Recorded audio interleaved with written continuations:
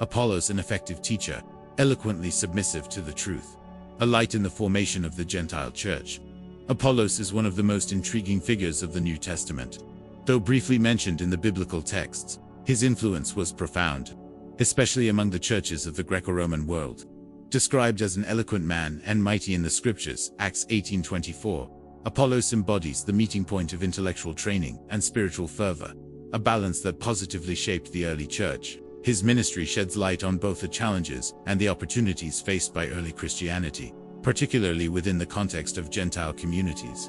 Through him, we perceive how God used men with distinct gifts to consolidate the gospel among Jews of the diaspora and newly converted pagans. The origin and formation of Apollos, native of Alexandria. Apollos was a native of Alexandria, in Egypt, Acts 18:24. That city was a major intellectual hub of the ancient world, renowned for its famous library and for housing one of the largest Jewish communities outside of Palestine. Alexandrian Judaism had a strong philosophical and allegorical inclination, shaped by Greek thought. One of the most prominent representatives of this school was Philo of Alexandria. Thus, it is highly likely that Apollos received an excellent education, with deep knowledge of the law, the prophets, and possibly of rhetorical and philosophical elements of the Greco-Roman world. This made him especially qualified to dialogue with both Jews and educated Gentiles, building a bridge between faith and reason.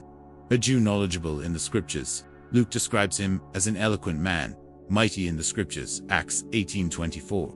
This suggests that Apollos was a skilled teacher, thoroughly versed in the Torah, capable of reasoning, instructing, and persuading with authority. His eloquence, however, was not driven by vanity, but by deep conviction of the truth. Apollos in Ephesus, instructed by Priscilla and Aquila, first contact with the Christian faith. When Apollos first appears in Acts 18, he was already preaching zealously about the things concerning the Lord, though he knew only the baptism of John. Acts 18:25. This indicates that he was a follower of John the Baptist's movement, announcing repentance and the coming of the Messiah, but without a full understanding of the life, death, and resurrection of Jesus. Even so, his preaching was fervent, sincere, and accurate within the limits of his knowledge. He taught with passion in the synagogues, showing the Jews that the promised Messiah was near.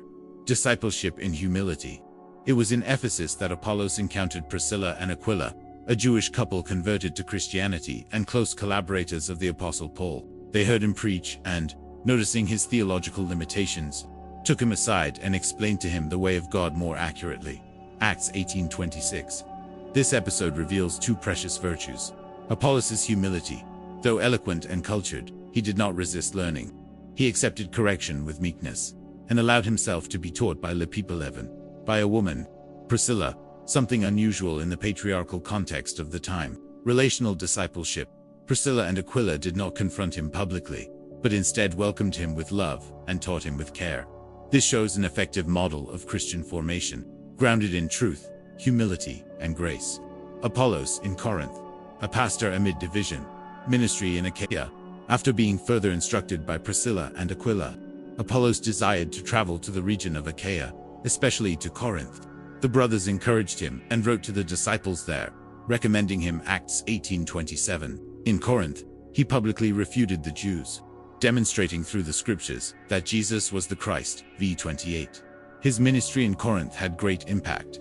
The church in that city was still young, marked by cultural, ethical, and doctrinal tensions. Apollos, with his mastery of the scriptures and teaching ability, contributed significantly to the maturity of the community. Divisions and disputes in his name. Yet his presence also gave rise to problems. In 1 Corinthians 1:12, Paul laments the emergence of factions among believers. I follow Paul, I follow Apollos, I follow Cephas, I follow Christ. It is crucial to note that Apollos himself never encouraged such divisions. On the contrary, Paul praises him and emphasizes that they were co-workers in the same mission. In 1 Corinthians 3-6, Paul declares, I planted, Apollos watered, but God gave the growth. Here we see a powerful lesson.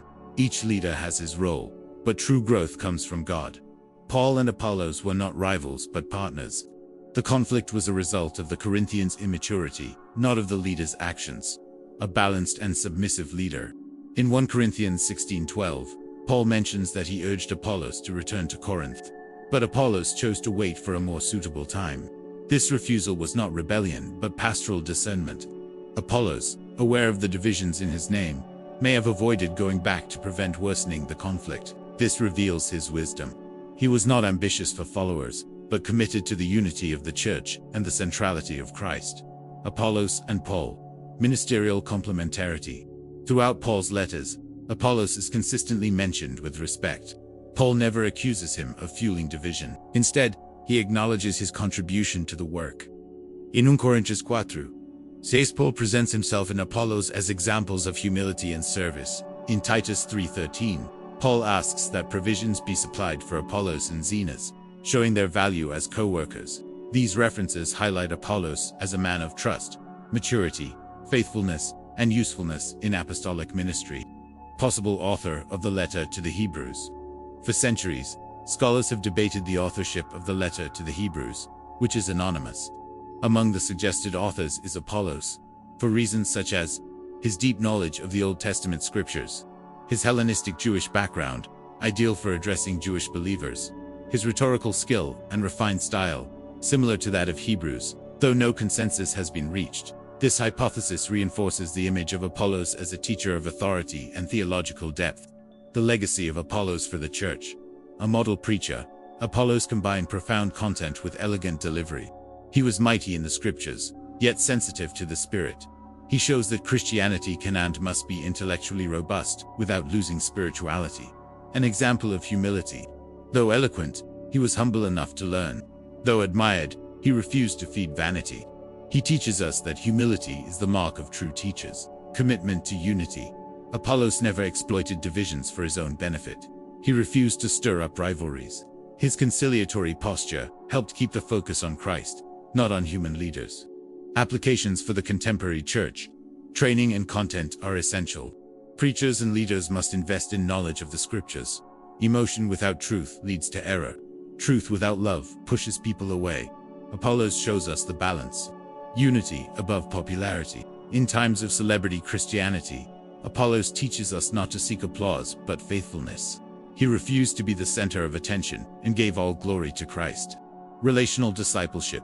Priscilla and Aquila discipled Apollos personally and lovingly. The church today must value spiritual mentoring, creating space for mutual growth. The role of equipped lay people.